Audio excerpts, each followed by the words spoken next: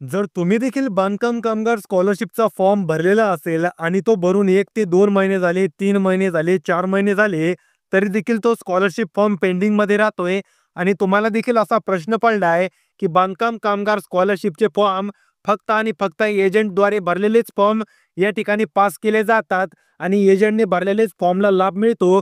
तर आजचा हा जी-आर तुमच्यासाठी आलेला आहे कामगार मित्रांनो. यावरती आपल्या सरकारला सगळ्यात मोठा डाऊट आलेला आहे आणि त्यांनी यावरती एक शासन निर्णय जाहीर केलाय, ज्यामध्ये बांधकाम कामगार शिष्यवृत्ती योजनेअंतर्गत जे तुम्ही भरलेले स्कॉलरशिपचे अर्ज असतात, ते खूप दिवस पेंडिंगमध्ये राहतात आणि एजंट मार्फत भरलेल्या अर्जांना सगळ्यात आधी प्राधान्य दिलं जातं. याबाबत कामगारांचे प्रश्न कामगारांनी मंडळामध्ये मांडलेले आहेत आणि 17 नोव्हेंबर 2025 रोजी कामगारांसाठी अत्यंत महत्त्वाची माहिती या ठिकाणी आलेला आहे. कामगार मित्रांनो, जर तुम्हाला देखील स्कॉलरशिप योजनेचा लाभ हा विदाऊट एजंटद्वारे किंवा कोणालाही ₹1 न देता घ्यायचा असेल, तर हा जी-आर व्यवस्थित समजून घेणं अत्यंत गरजेचं आहे. या जी-आरचा प्रस्तावना काय आहे ते जाणून घेण्या अगोदर जर तुम्ही अजूनही व्हिडिओला लाईक केलं नसेल तर लाईक करा आणि चॅनलला देखील सबस्क्राईब करा. कारण आपल्या या मराठी चॅनलवरती फक्त आणि फक्त बांधकाम कामगार योजनेअंतर्गत स्कॉलरशिप झालं, भांडी योजना झालं, पेटी योजना झालं, त्यानंतर वेगवेगळ्या प्रकारच्या बांधकाम कामगार योजनेअंतर्गत येणाऱ्या सगळ्या योजनांची माहिती मराठीमध्ये दिली जाते आणि त्यांचा लाभ कमी खर्चामध्ये, कमी कागदपत्रांमध्ये कसा घ्यायचा याबद्दलची माहिती दिली जाते. आता आपण या शासन निर्णयाचा या ठिकाणी प्रस्तावना पाहणार आहोत. महाराष्ट्र इमारत व इतर बांधकाम कामगार कल्याणकारी मंडळामार्फत नोंदीत असलेल्या कामगारांच्या मुलांना शैक्षणिक शिष्यवृत्ती लाभ देण्यात येतो.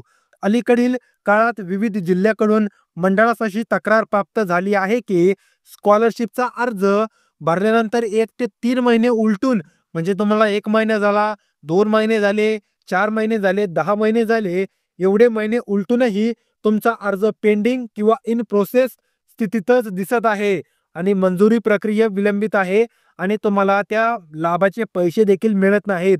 तसेच काही अर्जांमध्ये पोर्टलवरील स्थिती अद्ययावत होत नाही.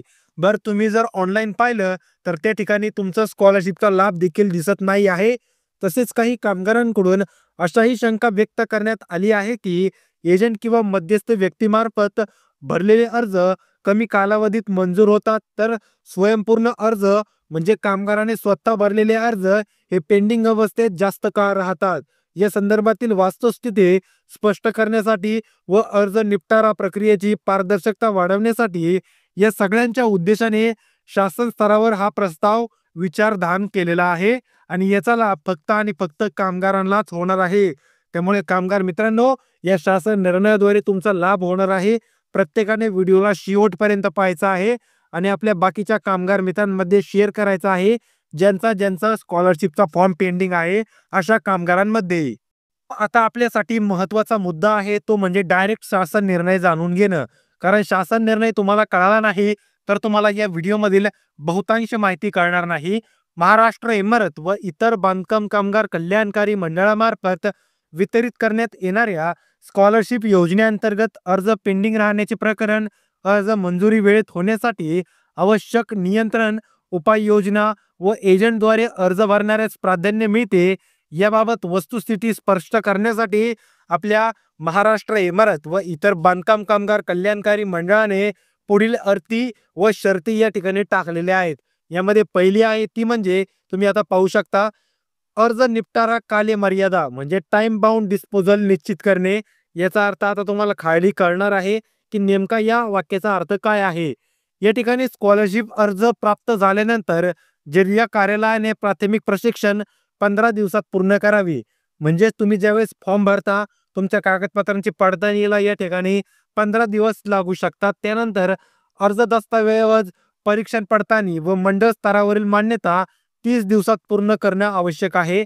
म्हणजे ज्यावेळेस तुमच्या कागदपत्रांचं व्हेरिफिकेशन होतं, कागदपत्रांची पडताळणी होते, त्यानंतर पुढील 30 दिवसामध्ये तुमचा अर्ज या ठिकाणी ॲक्सेप्ट झाला पाहिजे, म्हणजे मंजूर झाला पाहिजे. त्यानंतर अशा प्रकारे एकूण 45 दिवसांपेक्षा अधिक वेळ अर्ज पेंडिंग राहणार नाही. म्हणजे सगळ्यात अगोदर तुम्ही फॉर्म भरल्यानंतर तुमच्या कागदपत्रांचं व्हेरिफिकेशनसाठी या ठिकाणी 15 दिवस लागू शकतात आणि तुमचं फॉर्मची किंवा कागदपत्रांची पडताळणी झाली, त्यानंतर पुढील 30 दिवसांमध्ये तुमचा फॉर्म ॲक्सेप्ट झाला पाहिजे आणि त्यानंतर बँक खात्यात पैसे जमा झाले पाहिजे. जर असं झालं नाही किंवा अशा प्रकारे 45 दिवसांपेक्षा अधिक वेळ जर अर्ज पेंडिंग राहिला, तर तुम्हाला पुढच्या उपाययोजना कराव्या लागणार आहेत. कोणत्याही कारणास्तव अर्ज 45 दिवसांपेक्षा जास्त काळ प्रलंबित राहिल्यास अर्जदारास SMS किंवा ईमेलद्वारे पेंडिंग कारणाची माहिती देणं अनिवार्य आहे. म्हणजे जर या दिवसांपेक्षा जास्त अर्ज तुमचा पेंडिंग राहिला, तर तुम्हाला या ठिकाणी मेसेज किंवा ईमेल यायला पाहिजे. तुमच्या कागदपत्रांमध्ये काही कमी आहे का? तुम्ही भरलेला फॉर्म चुकीची आहे का? किंवा दिलेली माहिती चुकी आहे का? हे सगळ्या माहिती तुम्हाला एकतर मेसेजवरती यायला पाहिजे किंवा ईमेलवरती यायला पाहिजे. पण कामगार मित्रांनो, जर तुम्ही ऑगस्ट, सप्टेंबरमध्ये फॉर्म भरलेला असेल, तर तुम्ही ही चूक करू नका. कारण या ठिकाणी आता गेले 2 ते 3 दिवसांपासून आचारसंहिता चालू झालेली आहे. या ठिकाणी महाराष्ट्रामध्ये इलेक्शन आहे. त्यामुळे 1 ते दीड महिना आचारसंहिता राहील आणि त्यानंतर बाकीचे सर्व कामकाज राहतील. पण ज्या कामगारांनी जून, जुलैमध्ये फॉर्म भरलेत, अशांचा फॉर्म सगळ्यांचे ॲक्सेप्ट झालेच पाहिजे आणि सगळ्यांना लाभ मिळालेलाच पाहिजे. जर मिळाला नसेल, तर नक्कीच तुम्ही या ठिकाणी त्यांच्या हेल्पलाईन नंबरला कॉल करू शकता किंवा जिल्हा किंवा तालुका सुधार केंद्राला जाऊन तुमची विचारपूस करू शकता. आता पेंडिंग अर्जावरती कारणमास पाहूया, म्हणजे कशामुळे तुमचा अर्ज पेंडिंग राहत आहे. कामगार मित्रांनो, व्हिडिओला शेवटपर्यंत पहा, कारण व्हिडिओमध्ये आपण याचा खुलासा करणार आहेत की खरंच एजंटद्वारे भरलेले फॉर्म सगळ्यात अगोदर ॲक्सेप्ट होतात का? एजंटद्वारे भरलेल्या फॉर्मला सगळ्यात अगोदर पैसे मिळतात का? त्यामुळे तो मुद्दा सगळ्यांनी पाहून जा. खूप साऱ्या कामगारांचा तो प्रश्न आहे. या ठिकाणी तुमचा फॉर्म पेंडिंग राहण्यामागचं पहिलं कारण आहे ते म्हणजे तुमच्या कागदपत्रांची अपूर्णता, माहिती अपुरेपणा किंवा पोर्टलवरती तांत्रिक त्रुटीमुळे अर्ज पेंडिंग राहण्याचे प्रकार अधिक प्रमाणात आढळत आहेत. म्हणजे जर त्या ठिकाणी वेबसाईटवरती काही त्रुटी आली, तर तुमचा त्या ठिकाणी अर्ज थोड्या दिवसासाठी पेंडिंगमध्ये राहतो. पण एवढे 45 दिवस, 3 महिने, 2 महिने एवढे दिवस राहत नाही. यापुढे अर्ज पेंडिंग राहिल्यास पेंडिंग रिझन पोर्टलवर स्पष्ट रूपात देण्यात यावं, असं मला वाटतंय. तुम्हाला काय वाटतं ते देखील तुम्ही कमेंट बॉक्समध्ये सांगा. त्यानंतर सर्व जिल्ह्यांना मासिक पेंडिंग केसेस रिपोर्ट मंडळाकडे पाठवणे बंधनकारक करायला पाहिजे. म्हणजेच त्यांनी सगळी माहिती वेबसाईटवरती दिली पाहिजे की हा फॉर्म 15 दिवसांपेक्षा जास्त पेंडिंग आहे, 30 दिवसांपेक्षा जास्त पेंडिंग आहे, 45 दिवसांपेक्षा जास्त पेंडिंग आहे आणि या फॉर्मला काय एडिट करण्याची गरज आहे, जेणेकरून फॉर्म ॲक्सेप्ट होईल, मंजूर होईल आणि कामगाराला त्याचे पैसे मिळतील.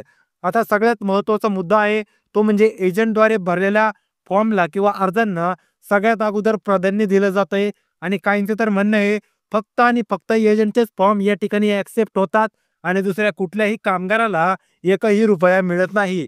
तर यामागची आपण आता खरी वस्तुस्थिती जाणून घेऊया.